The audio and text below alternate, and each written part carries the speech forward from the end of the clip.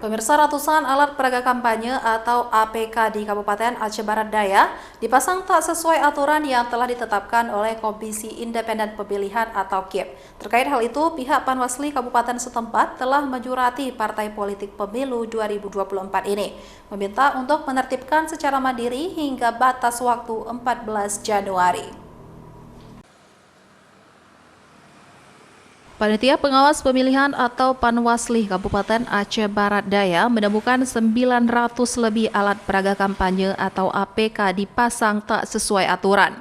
Jelang masa kampanye beberapa waktu lalu, Komisi Independen Pemilihan atau KIP telah melarang pemasangan APK selama kampanye, baik calon legislatif maupun calon eksekutif. Adapun tempat yang dilarang memasang APK yakni fasilitas pemerintah, rumah ibadah, tiang listrik, jembatan, dan pohon-pohon. Terkait hasil temuan tersebut, Panwasli Kabupaten Aceh Barat Daya telah menyurati dan meminta partai-partai politik guna menertibkan APK yang dipasang di tempat terlarang itu, guna menertibkan secara mandiri hingga batas waktu 14 Januari mendatang.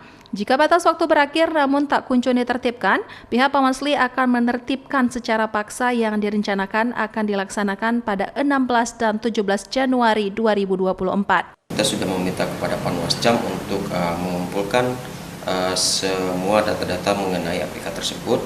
Itu diperkirakan sekitar 900 lebih APK yang berada di tempat terlarang. Nah, untuk melakukan penertiban di atas tanggal 14 nanti, kita sudah melakukan koordinasi dengan Kasatpol PP. Dalam hal ini, mereka yang akan melakukan penertiban tersebut. Kita hanya akan menentukan titiknya di mana-mana saja. Dari Kabupaten Aceh Barat Daya, Erdawati iNews melaporkan.